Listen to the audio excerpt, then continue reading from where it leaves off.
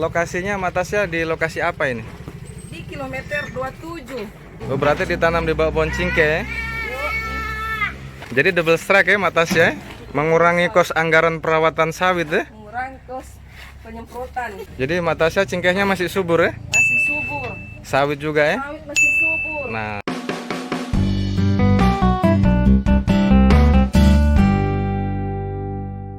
Assalamualaikum warahmatullahi wabarakatuh. Kembali lagi bersama saya Setio Prayogo di channel S Prayogo. Hari ini saya lagi melihat tetangga saya sebelah rumah dengan saya yang sedang melakukan penjemuran dari hasil panenan nilam, dan hasilnya sangat luar biasa. Ini kita lihat keluarga lagi sedang melakukan proses penjemuran dari hasil panen di wilayah kilo 27 ya. Nah, jadi untuk di kilo 27 ini saya pikir sahabat-sahabat semua, khususnya yang petani dari Toili, sudah mengetahui wilayah kilo 27, yang mana bahwa tanaman nilamnya tentu sangat bagus, subur, karena tanahnya sangat bagus, karena cuaca di sana dingin dan tidak terlalu panas seperti di dataran rendah, sehingga banyak yang sukses petani nilam yang menanam di kilo 27, 28 tembus sampai dataran bulan sana, menanam nilam, hasil yang mereka peroleh sangat luar biasa gitu. Nah, sehingga kita coba melihat bagaimana hasil yang diperoleh dari tetangga saya dengan memanfaatkan lahan yang ada di kilo 27 gitu. Ini adalah hasil panenannya, lagi proses penjemuran menggunakan terpal. Nah, proses penjemuran ini dilakukan kalau hingga kering, hasilnya itu akan seperti ini.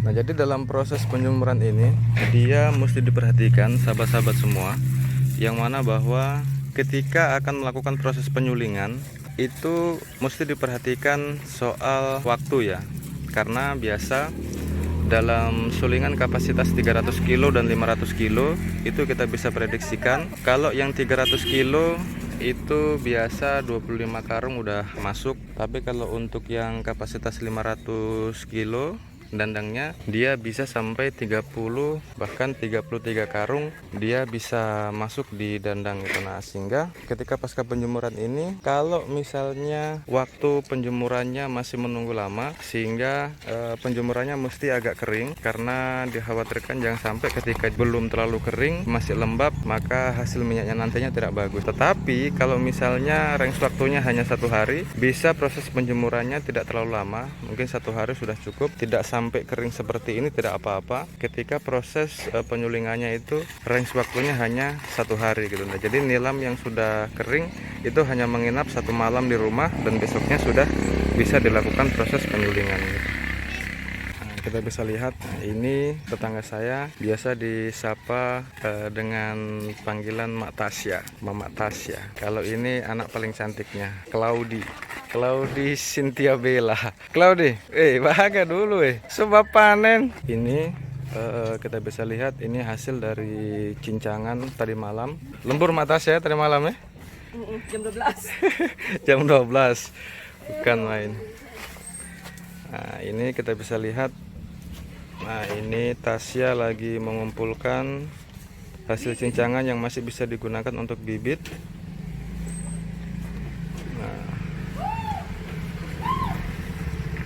Ini lokasinya Matasya di lokasi apa ini? Di kilometer 27. Kilo 27 ya. Apa ada cingke, sawit? Ada cingke dan sawit di bawah pohon cingke dan sawit. Oh, berarti ditanam di bawah pohon cingke ya? Tunggu dan mau berjemur. Pakai Tasya. Nah, jadi nilam ini ditanam di bawah pohon cengkeh dan kelapa sawit. Jadi tanaman cengkeh dengan kelapa sawit ini kan jarak tanamnya dia sekitar 9 meter sampai 10 meter. Karena berhubung cengkeh dan sawitnya masih belum terlalu besar, sehingga masih bisa ditanami nilam di bawahnya. Dan hasilnya kita bisa lihat seperti ini. Seberapa karung kering Natasha? Bahkan ada 46 tambah yang kemarin 4. Wih, 46 so 2 kali suling, belum tambah ini lagi. Luar biasa. Jadi untuk update harga sendiri, Natasha kemarin habis update harga 1 kilo minyak atsiri nilam itu masih stabil dari bulan kemarin, yaitu 560. Dan ini kita perkirakan dari 46 karung ini bisa menghasilkan 25 sampai 30 kilo minyak nilam. Insya Allah bisa tembus sampai 25 kilo gitu. Nah, ini hasil cincangan dan ini yang sudah kering. Ini. Nah, dia kalau misalnya menunggu beberapa hari proses penjemurannya kering seperti ini, dimasukkan di dalam karung gitu. Nah, ini nantinya ketika proses penjemuran ini 1 hari sudah selesai, maka langsung dilakukan proses penyulingan agar supaya minyak nilamnya tidak terlalu lama menginap di rumah dan langsung bisa menghasilkan minyak atsiri nilam gitu. Nah, ini di sini aja udah 20 lebih karung ini. Banyak.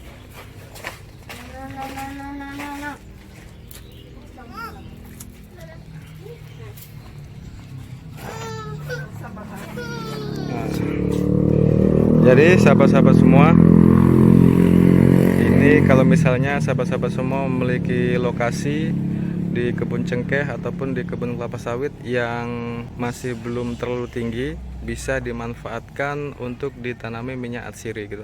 Nah, kalau misalnya ada yang bilang nanti cengkehnya nggak subur atau sawitnya tidak subur, itu tidak ada sangkut pautnya gitu, karena kita sudah buktikan di sini semuanya itu tergantung kebutuhan dari tanaman, nutrisi yang dibutuhkan dari tanaman itu sendiri. Kalau misalnya itu bisa terpenuhi semua, tanaman apapun yang kita tanam pasti insya Allah akan subur gitu.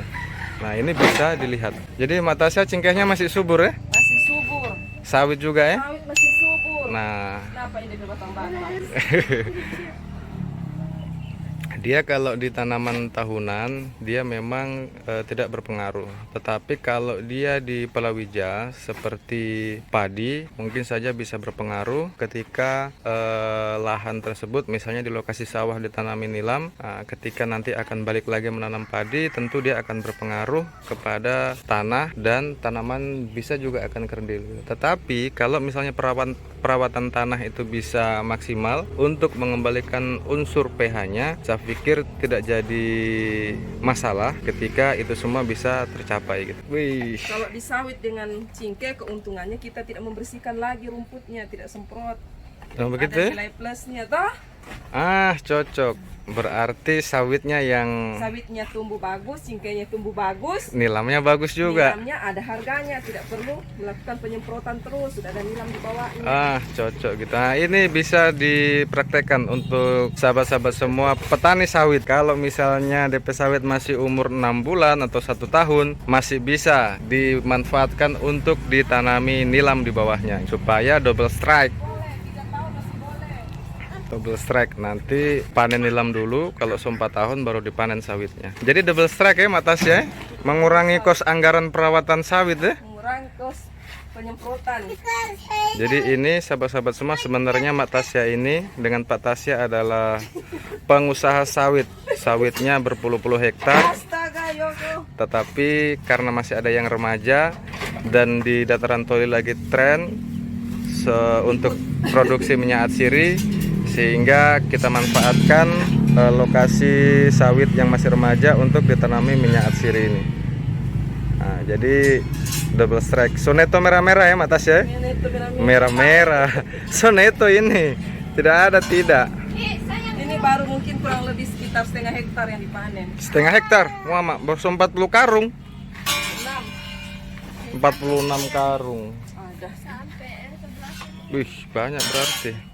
Oke, sahabat-sahabat semua, itu tadi tangga saya, keluarga saya di sebelah rumah saya, Mak Tasya, yang memanfaatkan lokasi perkebunan kelapa sawitnya yang masih remaja untuk ditanami nilam gitu. Nah, dan hasilnya sangat bagus. Jadi ini bisa dipraktekkan juga di daerah teman-teman semua. Kalau misalnya tanaman cengkehnya, tanaman sawitnya itu masih remaja, bisa dimanfaatkan ditanami nilam gitu, karena profitnya, keuntungannya sangat bagus. Nah, oke. Terima kasih Mak Tasya. Semoga banyak hasilnya nantinya ketika penyulingan. Oke, sekian dari saya, Setio Prayogo. Salam petani nilam Indonesia. Assalamualaikum warahmatullahi wabarakatuh.